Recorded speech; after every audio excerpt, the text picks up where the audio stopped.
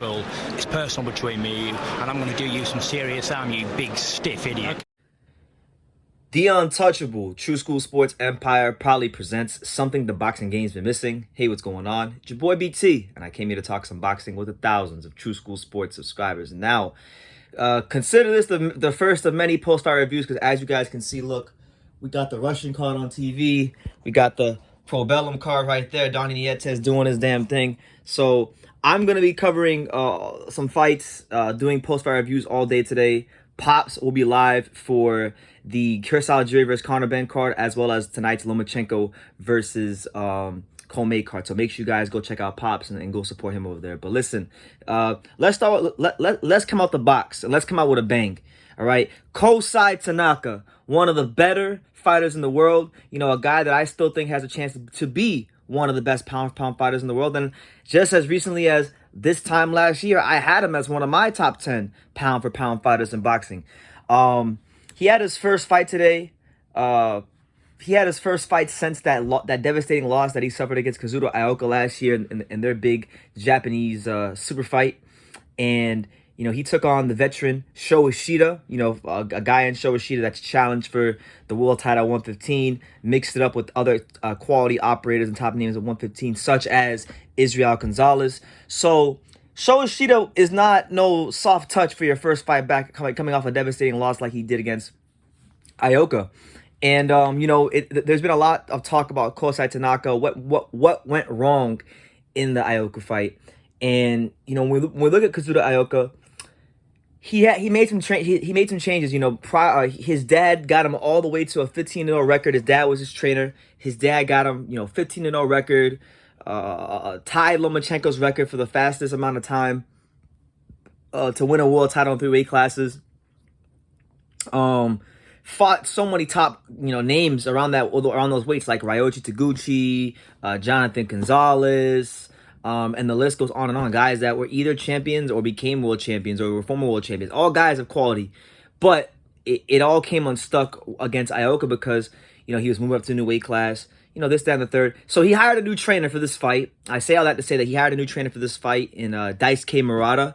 Daisuke Murata, or according to Kosei Tanaka, he was saying that going into this fight that they wanted to take a little bit away from, you know, what makes him himself, you know, because Tanaka's a very front foot dominant fighter, very offensive minded, a lot of speed, loves to use that speed. But this is a fight where we didn't see that. We saw more of like the boxing of Kosei Tanaka. We saw him have to grind it out at times. And I think what won him this fight against Sho Ishida was his conditioning. It was his ability to, you know, just endure. This was at 118. I don't know if Tanaka's going to go the bantamweight route and try to get his 4th world title there, but that's where he fought this fight. Maybe it's an experimental fight, and he'll go back down to 115 and seek the big fights down there. But for this fight, he was at 115. It was a close fight, by the way. He won by split decision. 2 judges had it 96-94. 1 judge had it 96-95. So it wasn't like he just blew this guy out of there. And a lot of people might look at that as a bad thing where they say, well, he couldn't even blow out Sho Ishida. What do you think such and such would do to him? But I think, you know, for being out of the ring for a year, coming off a devastating loss like he came off against Ioka, I think it's good for him to get the rounds. I think it's good for him to get the rounds, especially with the new trainer. Get comfortable with his new trainer. Get comfortable with the new ideas his trainer is trying to give to him. And listen, it's a good win. Like, it's a good win. Sho Ishida is a guy that 2 years ago when he fought Israel Gonzalez pushed him to a split decision. Ask Kal Yafai. Kal Yafai will tell you himself. I've talked to Kal Yafai about that fight in person. Kal Yafai has said that Sho Ishida was a tough fight, and it was one of his first defenses. So Sho Ishida's been around the block. And Tanaka, especially when you consider where he's at in his career and what happened in the last fight and psychologically how that could be affecting him, along with not having his dad, I consider this a good win for him. Now, the question now becomes, does he stay at 118? Will Kosei Tanaka try to stay at 118 and become a 4-division champion there? Or will he actually drop back down to 115 and go get some of that smoke down there? Now, just for me personally, if he can make the weight, which I haven't heard anything else when it comes to Tanaka. If he can make the weight, I would like to see him go back down to 115 and try to do that. Because I'll tell you this: if he was doing cartwheels against Kazuto Ioka, the likes of Donaire and Inoue and Casemiro, them guys are gonna make him do backflips if they touch him. You know, I think go back down to 115, finish some business there. Go get some big fights.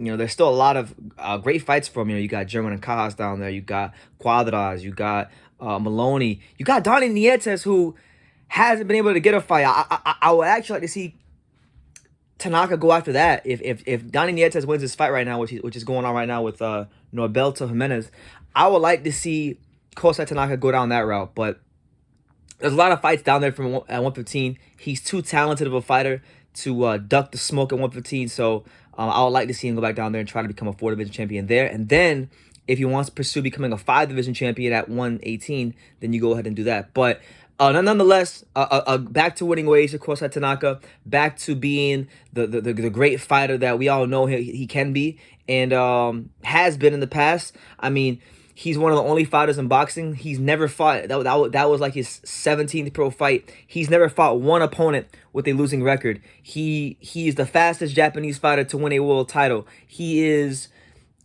along with Lomachenko, the quickest fighter to win a world title in 3 weight classes. He's still a great fighter. There's still a lot of ability there. You know, he spent part of this camp for the Sho Ishida fight sparring with the monster Inoue. So hopefully that can continue, because if Tanaka can continue to spar with the monster, I feel like that will sharpen him and get him ready for that next phase of his career. But happy to hear this news. Happy to see him back in the win column.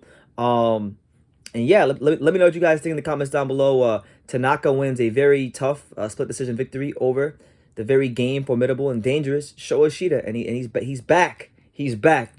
Just below a year from the time he got knocked out against Ioka, Tanaka is back, and he's here to show the world that he's still a great fighter. So you guys leave your comments down below. Make sure you take the time to subscribe. And like I say in every single one of these videos, you can love me or you can hate me, but I'm just a kid from Daniel. So until next time, take care, guys. Thank you for watching another video on True School Sports, the home of boxing. If you made it this far, do me a favor and do yourself a damn favor. Hit that subscribe button, and surely you will not be disappointed. You know, True School Sports bringing you the latest and greatest, the untouchable, you know, boxing content, interviews, news videos, breakdowns, live fight reaction extravaganza. We've got a great community of people here, boxing fans all over the world, from America to the UK to Australia, and on and on and on. So join the empire today. Hit that subscribe button. Take care and God bless.